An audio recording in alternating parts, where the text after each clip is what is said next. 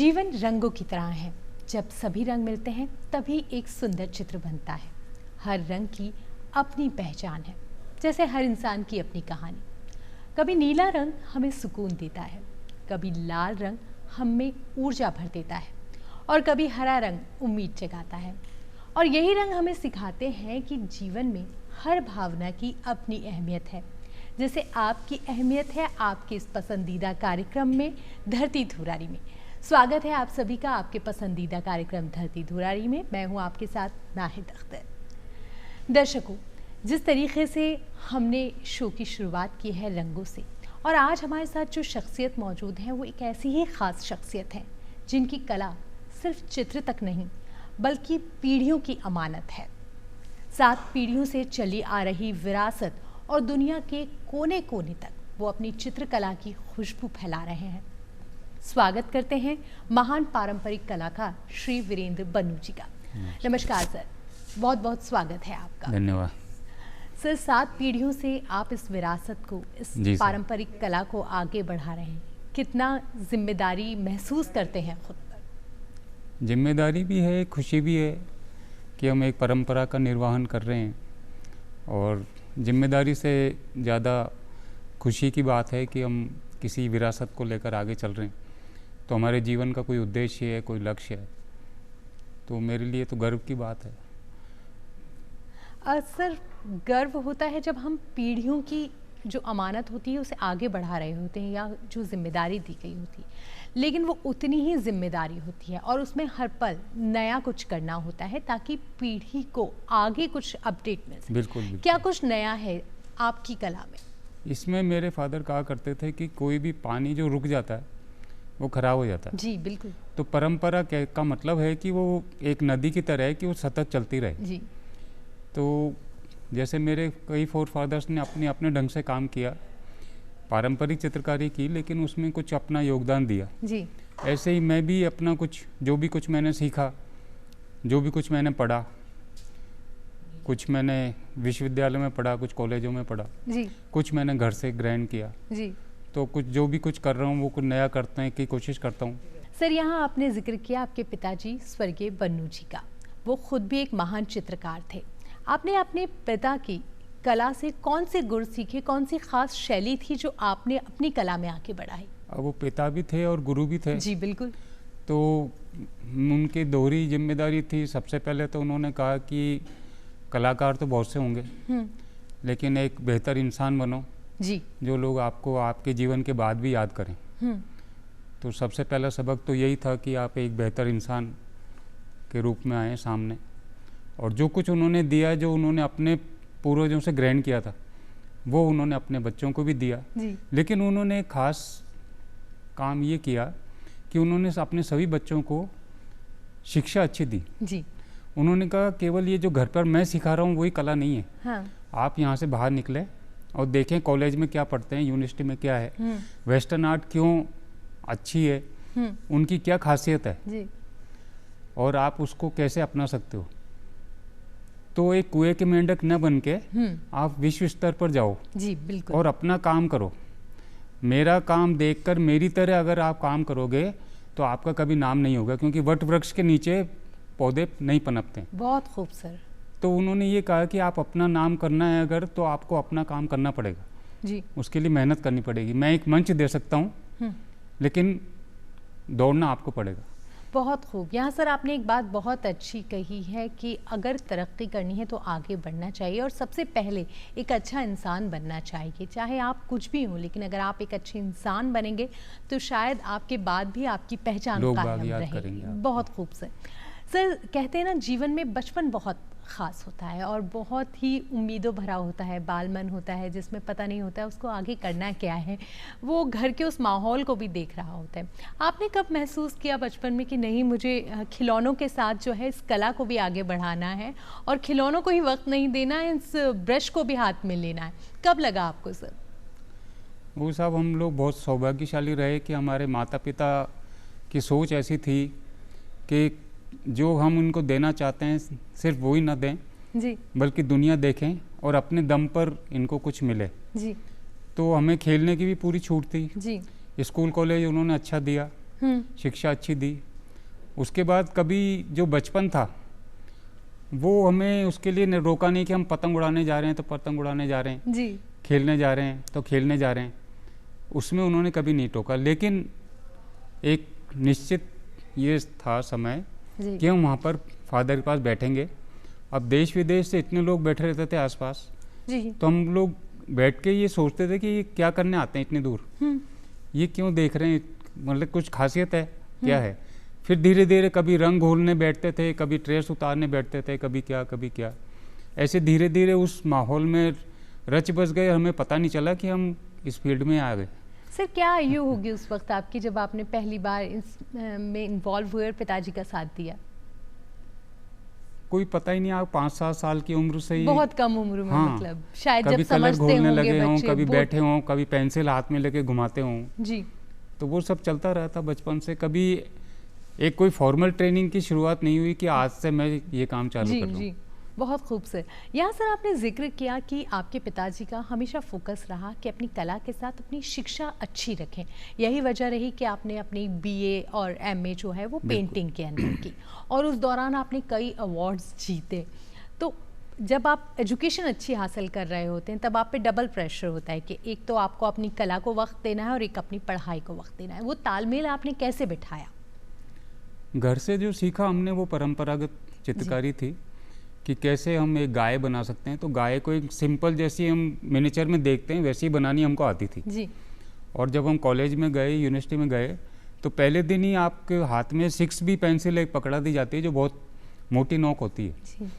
तो उससे जो हम फाइन काम कर रहे थे वो हमारे लिए एक झटका था कि ये इससे कैसे काम होगा जी। तो वो सीखना, फिर मैंने वो फादर को आके बताया कि ये तो बहुत डिफरेंट है जो काम मैं यहाँ कर रहा हूँ और जो काम वहाँ करता हूँ। वहाँ जाकर मुझे पता लगा, घर पर तो हम कॉलर उठा के घूमते थे कि हमारे जैसा कोई आर्टिस्ट है नहीं जी। लेकिन जब कॉलेज में गए तो पता लगा कि अपनी तो कुछ स्टैंडिंग ही नहीं है, हम तो कहीं है ही नहीं। तो फादर हल्का सा मुस्कुराया, बोला यही सीखने के लिए मैंने भेजा था जी। तो वहाँ जाकर पता लगता है कि आप कहाँ स्टैंड करते हैं। जी। पेंसिल चलाना है, वो कितनी तरह की पेंसिल होती है ये कॉलेज में जाके पता लगा। और वहीं से आपने, यही वजह भी रही कि आपने इतनी शिद्दत से सीखा कि कई अवार्ड्स भी आपको मिले। हाँ, वो कुछ रहा कि कुछ नया करें। तो उस समय जैसे हम परंपरागत कला कर ही रहे थे और नया कुछ सीखने को मिल ही रहा था, तो दोनों का मेल मुश्किल होता है। कॉलेजेस यूनिवर्सिटी में जो आते हैं बच्चे, तो वो कोई सभी परंपरागत कला सीख कर नहीं आ रहे हैं जी। तो वो मुझे एक फ़ायदा ये रहा कि मैं उस घराने से था कि मैं पहले से कुछ ट्रेंड था जी। तो कलर कॉम्बिनेशन का पता था, मुझे ड्राइंग का बारे में पता था, तो हम कुछ ना कुछ नया करते रहते थे। तो स्कूल में भी हमको छुट्टी मिलती थी, बड़ी मस्ती मिलती थी, क्योंकि कोई भी प्रोग्राम होता तो स्कूल वाले हमको भेज देते थे कि इसको भेज दो जी। तो हमको होमवर्क से छुटकारा मिल जाता था, क्लास वर्क से छुटकारा मिल जाता था और एक स्पेशल बच्चे की तरह ट्रीट करते थे कि ये इसको भेजो, अवार्ड अगर चाहिए तो इसको भेजो। जी। जी। तो हम 2-3 बच्चे हुआ करते थे स्कूल में भी, ऐसे ही कॉलेज में भी, यूनिवर्सिटी में भी यही चलता रहा। तो हम कॉलेज यूनिवर्सिटी को रिप्रेजेंट करने जाते रहे, नेशनल तक हम गए जी। और वहाँ भी अवार्ड्स लिए। फिर उसका चस्का ऐसा लगा कि हम अपनी पेंटिंग बनाने लगे जी। और हमने पढ़ते पढ़ते ही हमने 2 शो कर दिए थे जी। अपने। जी। यहाँ शो का जिक्र किया है आपने। आज के दौर में आप बहुत सारे शो कर चुके हैं और आपकी कई प्रदर्शनियाँ लग चुकी हैं, लेकिन कहते हैं ना कि जीवन में जब पहली बार मंच मिल रहा होता है वो अनुभव ऐसा होता है जिसे हम शायद कभी नहीं भुला पाते। बहुत ही खूबसूरत लम्हे होते हैं, जब उन्हें रिकॉल करते हैं तब भी बड़ा ही अच्छा महसूस होता है। बिल्कुल। 1987 का जो दौर था जब नेपाल में आपकी पहली एकल प्रदर्शनी लगी, वो यादें आपके साथ साझा हमारे दर्शक भी करना चाहेंगे, जानना चाहेंगे। आप हमारे दर्शकों को क्या बताना चाहेंगे उस प्रदर्शनी के बारे में? वो एक बहुत यादगार था। यूथ जैसे अपनी पढ़ के निकलते हैं, हम 86 में हमने किया मास्टर्स, फिर हम कुछ नया करना चाह रहे थे तो मैंने एक तंत्र की सीरीज़ बनाई थी जी। तो उस समय देखा कि नेपाल में कोई एग्जिबिट नहीं करता है, हिंदुस्तान से जाके नेपाल में कोई आर्टिस्ट एग्जीबिशन नहीं लगाता है और तंत्र से नेपाल का काफ़ी अच्छा जुड़ाव है। तो वो उन दिनों में हमने पढ़ा भी था तो हमने ये सोचा कि नेपाल में कुछ किया जाए। तो हम 2-3 फ्रेंड्स यहाँ से गए थे तो नेपाल घूमना भी एक उद्देश्य था हमारा, एक नया देश देखना। और एक पेंटिंग्स तो हमारे पास थी। और वहाँ जा गए हमें तो एक स्पेशल ट्रीटमेंट मिला कि एज ए आर्टिस्ट आपको हर जगह अच्छी तरह ट्रीट किया जाता है। बिल्कुल बिल्कुल, एक स्पेशल ट्रीटमेंट मिलता है। तो उन लोगों के लिए भी एक गर्व की बात थी कि हिंदुस्तान से कोई आया है जो यहाँ पर एग्जीबिशन करना चाहता है। तो उन्होंने बहुत अच्छी तरह हमारा ख्याल रखा और एक उच्च स्तर की एग्जीबिशन वहाँ हुई और काफ़ी अखबारों में भी, न्यूज़ में भी कवरेज आया जी। और हमारा पहला एक्सपीरियंस था। तो हमें भी बड़ा गर्व लगा कि हम एक इंडिया को रिप्रेजेंट कर रहे हैं और वो सबसे ज़्यादा गर्व की बात होती है जब आप देश को रिप्रेजेंट कर रहे हैं। बिल्कुल, हम अपने देश को रिप्रेजेंट कर रहे हैं। तो वहाँ यही आया था कि हिंदुस्तान से 2 कलाकार आए हैं, 3 कलाकार आए हैं, वो एकल प्रदर्शनी कर रहे हैं। तो वो एक हमारे साथ अपने देश का नाम जोड़ा, ये बड़ा गर्व का विषय रहा। जी, और वाकई ये हमारे लिए भी बहुत गर्व की बात है, ना सिर्फ उस वक्त बल्कि आज भी हमारे लिए बड़ी ही गर्व की बात है। सर 1996 के दौर में राजस्थान सरकार के लिए आपने एक झांकी बनाई जिसे गणतंत्र दिवस परेड के दौरान जो है सम्मानित भी किया गया, पुरस्कृत किया गया। वो अनुभव जानना चाहेंगे, क्योंकि कहते हैं ना जिस मिट्टी में हम जन्म लेते हैं उस मिट्टी के लिए कुछ खास कर रहे होते हैं ना, तो वो अनुभव भी बड़ा प्यारा होता है। वो अनुभव कैसा था? वो उनका था राजस्थान के एनवायरनमेंट पर कोई झांकी बनाई जाए जी। तो जैसे मुझे सरकार से निर्देश मिले थे तो हमने राजस्थान के मतलब बैकग्राउंड में तो किले और बावड़ियाँ ली और स्टेप वेल्स लिए और खेजड़ी का पेड़ जो राजस्थान को रिप्रेजेंट करता है वो प्लस गोडावन को हमने बनाया और वो एक हमने लेआउट बनाकर दिल्ली में दिखाया। तो उन लोगों को मतलब इनिशियल स्टेज पर ही बहुत पसंद आया और वहीं पर उन्होंने काफ़ी तारीफ़ की उसकी। सिलेक्शन कमेटी में लोग बाग कहते हैं कि वहाँ सेलेक्ट होना बहुत मुश्किल होता है, लेकिन वो पहले दिन ही वहाँ से तारीफ़ होने लगी तो हमको लगा कि कुछ नया कर रहे हैं, हम अच्छा कर रहे हैं। और फिर झांकी बनी और उसको पुरस्कृत भी किया गया तो वो और भी अच्छा लगा। बहुत जब आपको प्रशंसा मिलती है तो हमेशा अच्छा ही लगता है। बिल्कुल बिल्कुल, और वो कहीं ना कहीं प्रोत्साहित करता है आगे बढ़ने के बिल्कुल, वो इंस्पायर्ड करता है हमको, हमारी इंस्पिरेशन रहती है। वही इंस्पिरेशन शायद आपको बहुत आगे तक लेके गई। यहाँ हम जिक्र करना चाहेंगे स्टेज सजावट का, जो एक आपने बहुत महत्वपूर्ण काम किया था स्वर कोकिला स्वर्गीय लता मंगेशकर जी के लिए, पंडित जसराज जी के लिए और पंडित रविशंकर जी के लिए। कैसा अनुभव था वो और किस तरीके से वो सजावट की गई थी? वो भी युवावस्था, वो अवस्था के दिन थे जी। और वो बाई चांस हमें प्रोग्राम मिला कि लता जी जयपुर आ रही हैं जी। उन दिनों में डिजिटल या ऐसा कुछ था नहीं कि वो प्रिंट्स लगाए जाएं या बैकग्राउंड। अब तो इवेंट कंपनीज हो गई हैं जो ये सब काम करते हैं। तो उस समय कोई चित्रकार को या कलाकार कोई पकड़ते थे ये कि आप इसका स्टेज की सजावट कर दो। जी जी बिल्कुल। तो एक्चुअल में क्या हुआ था कि उनका कुछ सामान जो बॉम्बे से आना था जी, कि उनके निश्चित कटआउट्स होते हैं कि ये तो लगेंगे तो वो नहीं आ पाया, उनका ट्रक का कुछ एक्सीडेंट वगैरह हो गया। तो उन्होंने पूरा हम पर ही छोड़ दिया था वो इवेंट कि आप देख लें कैसे किसको करेंगे और कल ये प्रोग्राम होना है। तो रात भर हम लगे रहे, रात को जाते थे, दुकानों को खुलवाया रात को। अच्छा। वहाँ से सामान लिया बना रहे थे। अब लता जी को भी मतलब रिहर्सल करनी होती है तो वो रात को 2 बजे आए जब हम लोग काम कर रहे थे। तो उन्होंने हमसे कहा कि ये स्टेज को देखा कुछ भी नहीं था उस समय। तो उन्होंने ऐसे धीरे से हंसते हुए पूछा कि ये कल तक हो जाएगा पूरा? जी। फिर हमने कहा साहब कोशिश पूरी करेंगे जी। तो उन्होंने कहा आप सामने बैठो, मुझे रिहर्सल करनी है। तो वो हमारे लिए विलक्षण अनुभव रहा कि रात को 2 बजे लता मंगेशकर आपके सामने गा रही है वो बहुत और वो सुबह 4:30 बजे तक उन्होंने रिहर्सल किया जी। तो हमारे लिए वो प्रोग्राम से ज़्यादा बड़े बात हो गई। जी जी। और वो जीवन भर के लिए ऐसा विलक्षण अनुभव हुआ कि लता मंगेशकर ने 2.5 घंटे आपके सामने रिहर्सल की जी। और वो भी रात को 2 बजे से सुबह 4:30 बजे तक। बहुत। तो वो स्टेज शो की मेरी पूरी मेहनत वसूल हो गई हमारी। वो उससे पैसे पहले तो ही मिलने सफल थे, हो गया। पैसे जो मिले वो मिलते रहे जी। लेकिन वो अनुभव आपको जीवन में कभी नहीं मिला, फिर दोबारा मिल भी नहीं सकता वो। बिल्कुल। और जो लता मंगेशकर जी थी वो वाकई में हमारे पूरे देश के लिए बड़ी ही गर्व की चीज़ थी, तभी तो उन्हें स्वर कोकिला कहा जाता है। और जब उनका जिक्र आता है तो उनके गानों का जिक्र आ ही जाता है। आपने सर पंडित रविशंकर जी के लिए भी स्टेज का सजावट की थी। हाँ, वो जसराज जी के लिए स्टेज डेकोरेशंस किए जी। वो अनुभव कैसा था? सिंह के लिए जी। वो यही था कि हम अपनी जो भी हमें आता था कलर पेंट ब्रश से लेकर हम स्टेज को कैसे डेकोरेट कर सकते हैं जी। तो वो वापस से आपकी परंपरागत कला जो होती है वो आपके काम आती है जी। कि फ्लावर्स कैसे बनेंगे, हाँ। कहाँ तक बनेंगे, हाँ।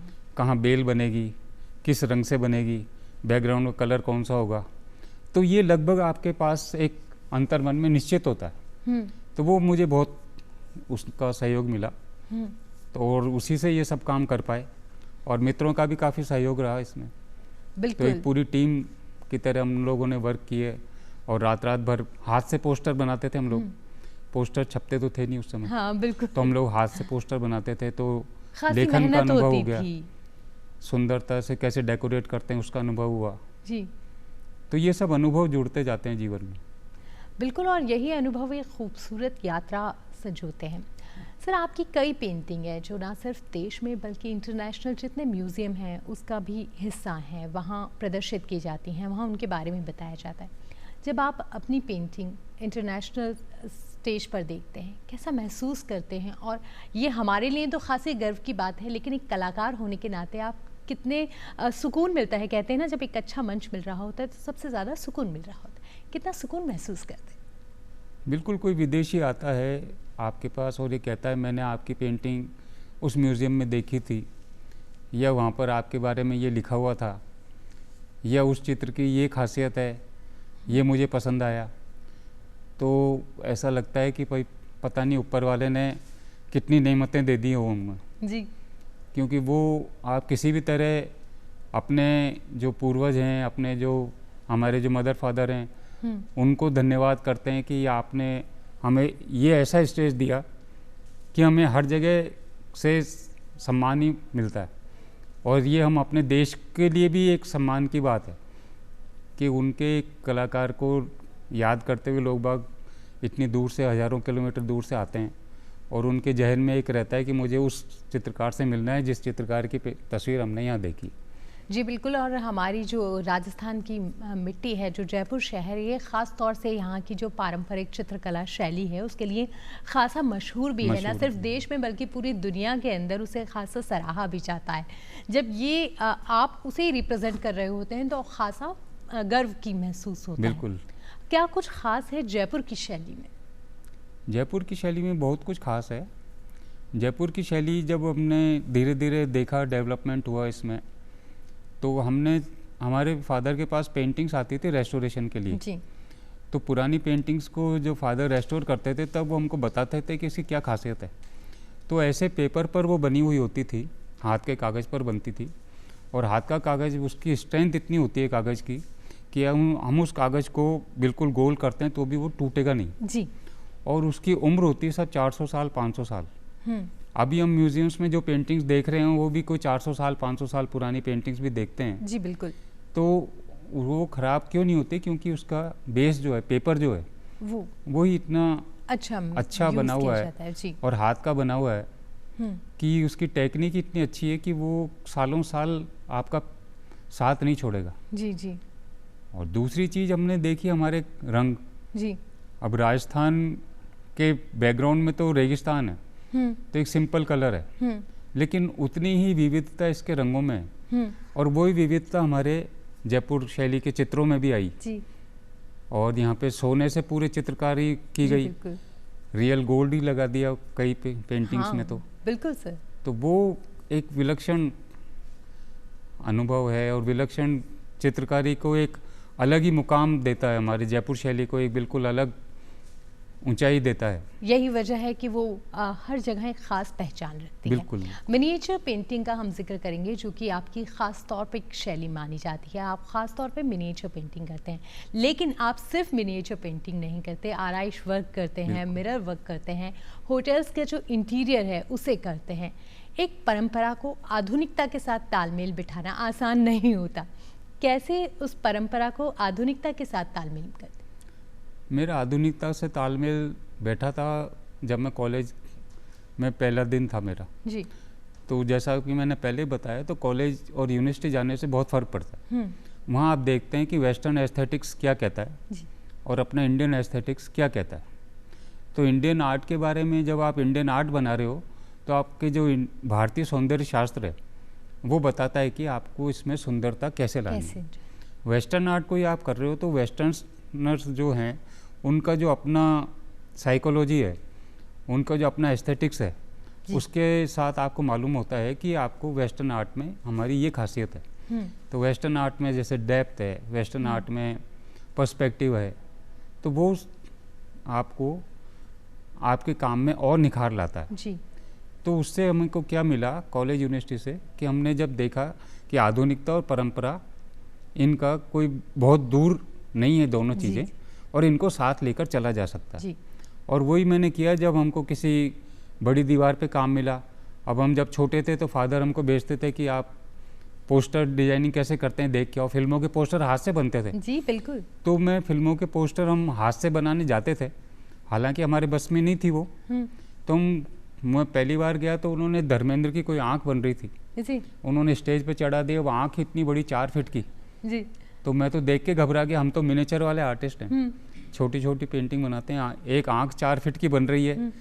तो मैं पहले दिन तो घबरा ही गया, लेकिन वो बाद में हमें समझ में आया कि फादर ने वो सीखने क्यों भेजा जी। तो आप एक बड़ा कंपोजिशन देखकर अब घबराते नहीं हो। अब मुझे बड़ी बड़ी दीवारें मिली कि आपको ये करनी है 20 फीट बाय 40 फीट की, ठीक है हो जाएगी, इतने फिगर बनेंगे, क्योंकि हमें पता था कहाँ से चालू करना है कहाँ ख़त्म करना है। जी बिल्कुल। तो ये जो हमारे पुराने एक्सपीरियंस है, पुराने जो अनुभव हैं वो काम आते हैं आपके। सर जिस दौर की आप बात कर रहे हैं जब पोस्टर पेंटिंग के जरिए बनाए जाते थे, हाथ से बनाए जाते थे, उस वक्त वो दौर था धर्मेंद्र साहब का। और धर्मेंद्र साहब हर यंगस्टर के जो होते थे खासे फेवरेट होते थे। आपके भी धर्मेंद्र जी खासे फेवरेट रहे होंगे? बिल्कुल फेवरेट थे। तो कभी ऐसा होता था कि पोस्टर बनाने के साथ साथ उनकी पिक्चर भी देख लेते थे? हाँ, वो पिक्चर ही होती थी, वो बॉम्बे से एक फोटोग्राफ से आते थे हमारे पास। जी जी। उनको देख के ही बनाना होता था। और उनकी मूवीज भी देखने, फिल्में भी देखने चले जाते होंगे? हाँ, मूवीज तो देखते ही थे। मूवीज तो यूथ है और खूब चल रहा है धर्मेंद्र, तो मूवीज तो हैं ही। बिल्कुल। और वो जो धर्मेंद्र जी की जो चमक है ना वो आपके चेहरे पे खासी नजर आ रही है। कहते हैं ना सर, जब हमारे हुनर को कोई मंच मिल रहा होता है या देश के कोई मुअज़्ज़िज़ शख्सियत उसे एक मंच दे रहे होते हैं या आपकी कला को सराह रहे होते हैं, तो वो पल बड़ा ही खुशी का होता है। और ऐसा ही एक पल रहा आपके जीवन में जब आदरणीय प्रधानमंत्री श्री नरेंद्र मोदी जी ने आपको एक जिम्मेदारी सौंपी, कनाडा के पीएम को जो पेंटिंग गिफ्ट करनी थी वो बनाने की। वो पूरा वाकया कैसे आपको ये जिम्मेदारी दी गई और कैसे पूरे देश के कलाकारों में से आपका चयन हुआ, वो आपसे जानना चाहेंगे। ये एक मेरे लिए तो गर्व का विषय है ही जी। और हर भारतीय कलाकार के लिए भी गर्व का विषय है कि हमारी भारतीय कला की एक पहचान है।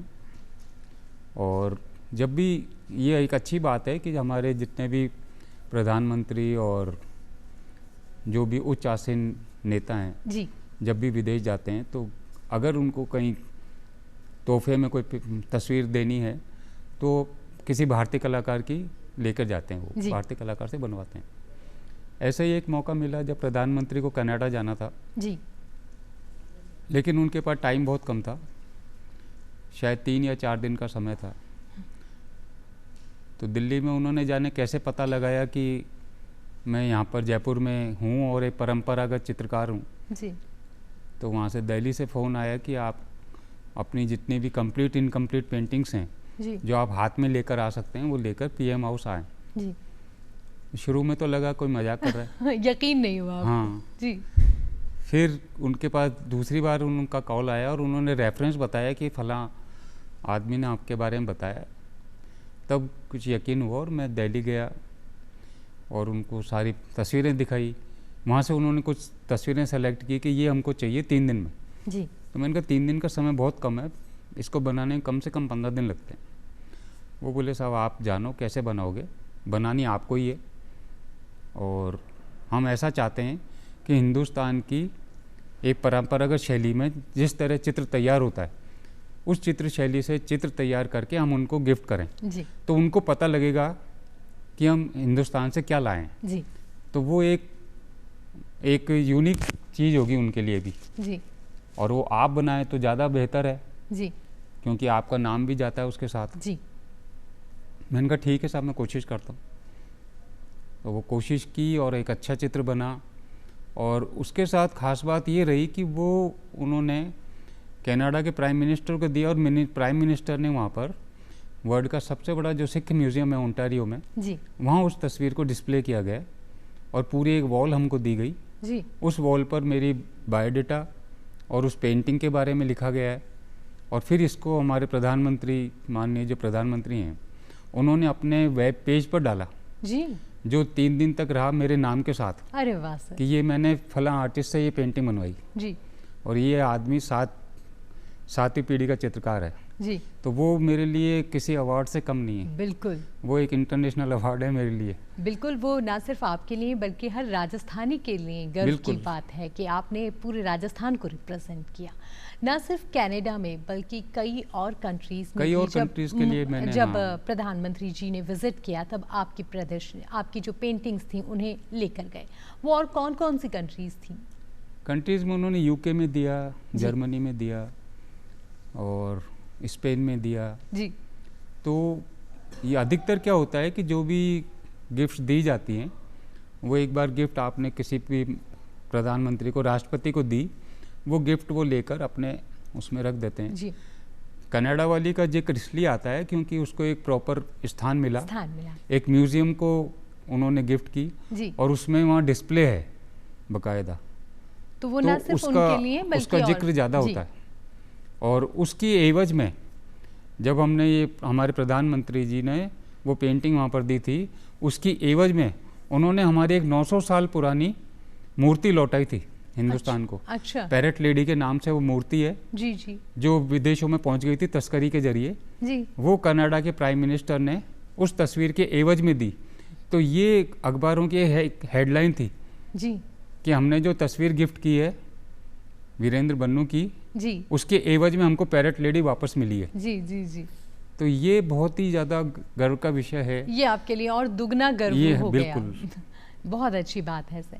सर, ना सिर्फ आपकी प्रदर्शनियाँ विदेशों में लगती हैं बल्कि वहाँ के कई स्टूडेंट्स हैं, ना सिर्फ देश के बल्कि विदेशी छात्र भी आपके पास सीखने आते हैं और आज भी आप कई स्टूडेंट्स को अपनी कला सिखा रहे होते हैं। अब वक्त के साथ दौर बदल रहा है, तो ये पारंपरिक जो कला है ये आधुनिकता के साथ ये नई पीढ़ी को आप कैसे सिखाते हैं? नई पीढ़ी को भी मैं अभी गुरु परंपरा की उससे सिखा रहा हूँ। जी बिल्कुल, देश हमारा जाना ही इसीलिए जाता है। हाँ, तो जो स्टूडेंट्स मेरे पास अप्रोच करते हैं, देशी हों या विदेश से आते हों, तो जो मेरे पास आते हैं उनको मैं अपने स्टूडियो में ही बिठाता हूँ और वहीं पर वो परंपरागत तरीके से बैठते हैं, परंपरागत कलर्स के बारे में जानते हैं, परंपरागत कैसे हमारी ब्रशेस बनती थी, कैसे हम कलर से काम करते थे और कैसे कलर को लगाया जाता है, अप्लाई किया जाता है, वो सब वो रूबरू बैठ के सीखते हैं गुरु शिष्य परंपरा की तरह। और अब जब हम आधुनिक काल में आ गए हैं तो अभी ऑनलाइन क्लासेस का भी बड़ा जोर है, चल रहा है। बिल्कुल। और ये मैं कोविड के टाइम से ऑनलाइन क्लासेस ही कर रहा हूँ, ये 2019 से, क्योंकि घर में बैठे बैठे कुछ हो नहीं रहा था।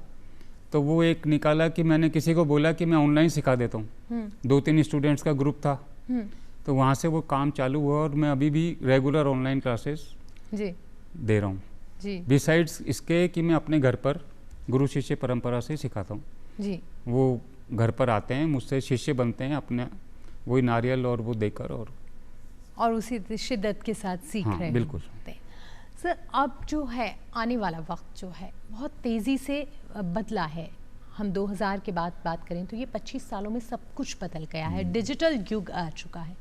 डिजिटल युग में पारंपरिक शैली को आगे बढ़ाना और उसका भविष्य, चूँकि ना सिर्फ डिजिटल है बल्कि अब AI टेक्नोलॉजी आ चुकी है, जो काम कई दिनों में होते थे वो सेकंड्स में हो जाते हैं। कैसे भविष्य देखते हैं आप, ख़ास तौर से जो ये पारंपरिक कला है इसका? पारंपरिक कला का तो भविष्य उज्ज्वल है। उज्ज्वल मैं इसलिए बता रहा हूँ क्योंकि जब AI आ जाएगा, आपके पास डिजिटल युग आ जाएगा, तो हम जैसे हाथ से काम करने वाले, जिनको इस परंपरागत कला की नॉलेज होगी, जिसको परंपरागत कलर्स की नॉलेज होगी, जिसको इस टेक्निक की नॉलेज होगी, ऐसे लोग बहुत कम होंगे और उस कम होने की वजह से हम लोग रेयर हो जाएंगे जी। तो वो आपके पास ये देखने आएंगे कि ये आदमी अभी भी हाथ से कैसे काम करता है जी, इसको कलर्स की कैसी नॉलेज है जी। तो मेरे पास अंग्रेज आता है, कोई विदेशी आते हैं, तो वो इसीलिए आते हैं अभी भी देखने कि हम उसी ढंग से काम कर रहे हैं, वैसे ही बैठे हैं और वैसे ही काम करते हैं। तो मेरे से एक बहुत अच्छी वार्ता हुई, एक बेंगलोर की कोई कंपनी है जी जी। तो उन्होंने ऐसे ही पूछा कि अब तो सर AI आ गया, तो अब आप इसके बारे में क्या सोचते हैं। बिल्कुल। तो मैंने उन्हें ये कहा था कि AI को अभी हमारी ज़रूरत है जी। AI को अभी हम लोग ट्रेन करेंगे कि कैसे कलर लगाते हैं, भारतीय परंपरागत चित्रकला क्या होती है जी। उसमें कैसे कलर लगते हैं, कैसे ब्रश होती है, कैसी टेक्निक होती है। तो अभी तो हम AI की ज़रूरत नहीं है, AI को हमारी ज़रूरत है। बहुत खूबसूरत। और AI के बाद उसके बाद क्या होगा कि जब AI ट्रेंड हो जाएगा उसके बाद आप लोगों की जिम्मेदारी बनती है, यूथ की जिम्मेदारी बनती है कि उसको आप लोग कैसे काम में लोगे। बहुत सही सर, बहुत सही। और यही एक टेक्नोलॉजी का सही यूज़ भी होता है और एक कलाकार की खासियत ही यही होती है, ये जब वो वक्त के साथ अपडेट होता है तभी उसकी कला आगे तक बढ़ती है। सर, अक्सर आप लोगों की पसंद के हिसाब से पेंटिंग बनाते हैं, लेकिन व्यक्तिगत अगर मैं आपकी खुद की बात करूं, कौन सा रंग, कौन सी शैली आपको सबसे ज़्यादा पसंद है, जिसमें आपको सबसे ज़्यादा खुशी महसूस होती है? मुझे सबसे ज़्यादा खुशी होती है कि जब मैं कोई चित्र को बनाता हूँ और उसमें भारतीयता झलकती है जी। और अधिकतर उन चित्रों में ज़्यादा मैं अपने आप को सहज महसूस करता हूँ जिसमें कोई हमारे देवी देवताओं के कोई चित्र हों, तो उसमें मैं ज़्यादा सहज महसूस करता हूँ अपने आप को, क्योंकि एक आध्यात्म से जुड़ा हुआ व्यक्ति हूँ मैं और भारतीय जो हमारी आध्यात्म परंपरा है उसको भी मानता हूँ और मेरा लगभग रूटीन भी वही है जी। तो मुझे अच्छा लगता है कि अगर मैं कोई कृष्ण का अच्छा चित्र बना पाऊँ, मुझे अच्छा लगता है मैं कोई गणेश का चित्र अच्छा बना पाऊँ जी। या उसको खूबसूरत बनाऊँ और उस चित्र को प्रशंसा भी मिले, अगर उसको एप्रिसिएशन मिलता है तो वो इंस्पायर करता है मुझे जी, वो अच्छा लगता है। बिल्कुल। यहाँ सर आपका जब जिक्र होता है ना, तो आप ना सिर्फ पारंपरिक बल्कि आधुनिकता के साथ उसे बहुत अच्छे से कंबाइन करते हैं।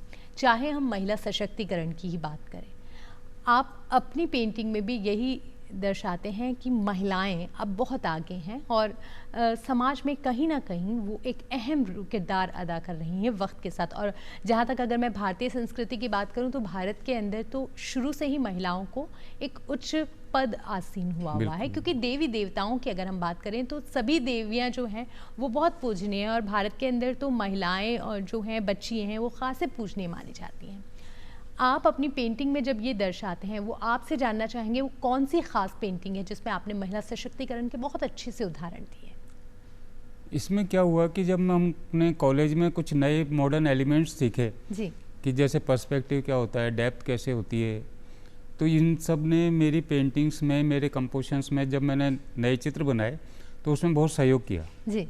सहयोग इन द सेंस कि आपका बिल्कुल कंपोजिशन चेंज हो गया। तो मुझे लगा कि जो हमारे पूर्वज कर रहे थे वो उस समय का कंटेम्प्रेरी था। जी जी। उस समय राजा हुआ करते थे, वो लोग शिकार पे जाया करते थे, वो लोग घोड़े पे बैठा करते थे, घूमा करते थे, बग्गियाँ हुआ करती थी जी। तो वो लोग तो वही बनाएंगे। हाँ, हम लोग वो चीज़ें क्यों बनाएं? बिल्कुल। तो मैंने सबसे पहले तो हमारे जो भी सब्जेक्ट्स थे वो चेंज किए। जी अभी मैं स्कूटर भी बना रहा हूँ, कोई गली में खड़ा हुआ। जी। अभी मैं बनाता हूँ एक एम्बेसडर कार की, आप देखेंगे पेंटिंग जी रेड कलर की एम्बेसडर है, उसको नायिका चला रही है जी और पीछे नायक है वो रिलैक्स कर रहा है। जी तो उसका कहने का मतलब है कि अब भारतीय नारी जो है जी वो ड्राइविंग सीट पर है, जी। मतलब उसके हाथ में कंट्रोल है। कंट्रोल है। तो वो, और नायक इसमें टेंस नहीं है, रिलैक्स्ड है, वो पीछे रिलैक्स्ड होके बैठा है। तो वो ये आपको दिखाता है कि आपका मतलब अभी हिंदुस्तान अब बिल्कुल परिदृश्य चेंज हो गया। जी। तो ये हमने बिल्कुल एक परंपरागत चित्र है वो, लेकिन उसमें एकदम कंपोजिशन, आपका थीम नया है, आपका कंपोजिशन नया है, कंसेप्ट एकदम नया है, बिल्कुल न्यू कॉन्सेप्ट है बिल्कुल। तो वो जहाँ भी चित्र छपा, जहाँ भी गया, वो सब लोगों को इतना पसंद आया जी कि वहाँ से इतने अच्छे रिव्यू आते हैं। तो यही सब चेंजेस हम धीरे धीरे हमारी तस्वीरों में ला रहे हैं। जी बिल्कुल, और तभी तो कहा जाता है जो एक तस्वीर होती है ना, वो सिर्फ महज तस्वीर नहीं होती, वो कहीं ना कहीं समाज को एक आईना भी दिखा रहे होते हैं, और समाज की गहराई की जो बात शायद कहते हैं ना हम अल्फाजों में नहीं कह सकते, वो एक तस्वीर बिना बोले सब कुछ बयां कर देती है। ऐसी ही आपकी ख़ास तस्वीरों में होता है। सर, यहाँ एक सवाल मेरे जहन में आ रहा है, आप 7 पीढ़ियों से इस परंपरा को लेके जा रहे हैं, लेकिन अगर आप एक चित्रकार नहीं होते, वो कहते हैं ना कि मैं ये नहीं होता तो ये होता, अगर आप एक चित्रकार, एक कलाकार नहीं होते तो आप क्या होते? दूसरा कोई तस्वुर कभी दिमाग में आता ही नहीं है। वाह सर वाह। कि मैं कुछ और होता, कुछ और होता तो कुछ, अगर मैं चित्रकार नहीं होता तो मैं नहीं होता। बहुत खूब सर। वो कहते मैं हूँ इसलिए मैं चित्रकार हूँ, इसलिए हूँ। बिल्कुल, शायद आप अपनी कला से इतनी शिद्दत से मोहब्बत करते हैं तभी उसमें इतनी गहराई नज़र आती है, और वो ज़रूरी भी है कि जो आप काम कर रहे होते हैं वो आप शिद्दत से चाहें, दिल लगा के जब करेंगे तभी उसमें कुछ ना कुछ अच्छा आउटपुट नज़र आएगा। यहाँ सर हम आपसे जानना चाहेंगे, कलाकार जब अपनी कला को एक रूप दे रहा होता है तो उसके जो दिमाग के अंदर जो सोच होती है वो विचार ही रंगों के ज़रिए कैनवास पर होता है। आप क्या कुछ सोच रहे होते हैं, क्या कुछ जहन में होता है जब आप एक पेंटिंग बना रहे होते हैं? एक्चुअल में जब आप कुछ सोचकर या कुछ तैयारी से तस्वीर बनाने लगते हैं तो उसकी बिल्कुल, मैं एक आपको साधारण सा उदाहरण देता हूँ कि मैं कभी कभी सोचता हूँ कि बहुत अच्छी चाय बनाऊंगा आज जी, और उस दिन वो चाय अच्छी नहीं बिगड़ जाती है। बिल्कुल वही सेम हमारा तस्वीर के साथ है। हम ये सोच के चलते हैं कि आज मैं बहुत सुंदर नायिका बनाऊंगा, उसको ये करूंगा, वो करूंगा, ये पहनाऊंगा, वो पहनाऊंगा, लेकिन वो बात फलीभूत नहीं हो पाती कई बार।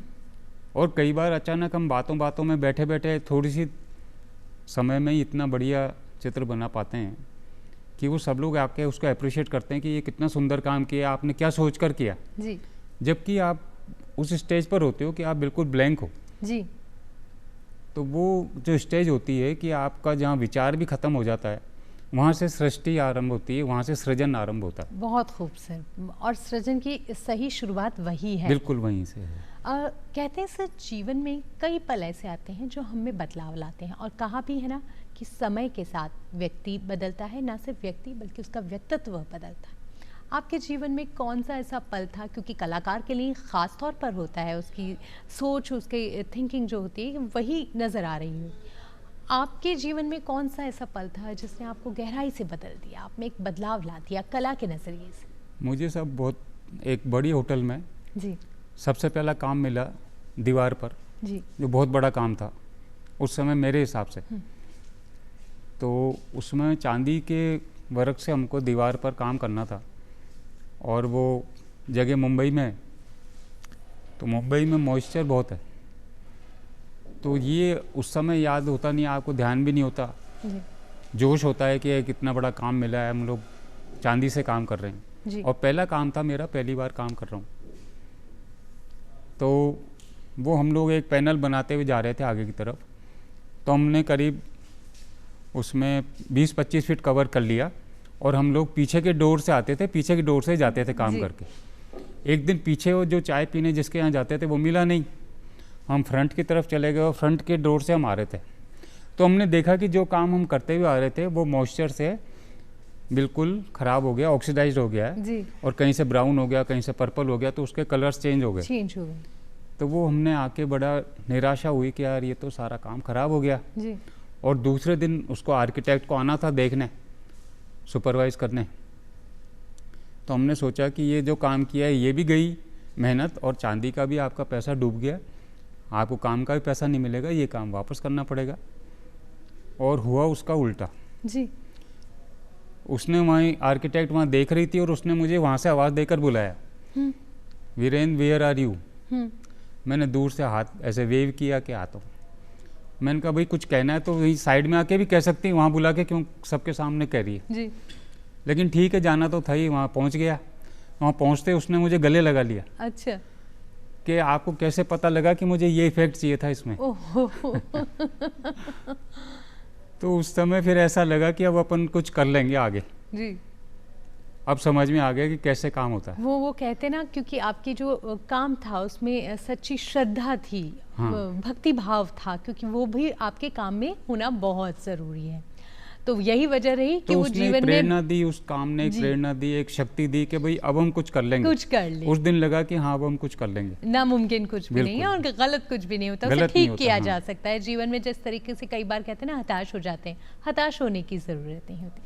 सर, एक कलाकार के लिए ना सिर्फ खुद की कोई नई पेंटिंग, नई प्रदर्शनियों का इंतज़ार बहुत इंपॉर्टेंट होता है जब वो कुछ नया काम कर रहा होता है, बल्कि जो दर्शक होते हैं जो आपकी पेंटिंग को देखना चाहते हैं उन्हें भी खासा इंतज़ार होता है। तो जो आपके दर्शक हैं जो आपकी पेंटिंग्स देखना चाहते हैं, उन्हें क्या कुछ भविष्य में आपकी एक नई पेंटिंग प्रदर्शनी देखने को मिलेगी?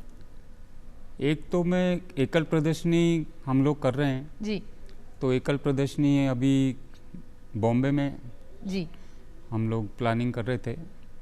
दूसरी एक विदेश में होने वाली है, तो विदेश में जो होने वाली है उसके पीछे कई स्पॉन्सर्स हैं जी और बड़े सारा वर्क उसमें बाकी है, तो वो करीब 1.5 साल का समय लगेगा।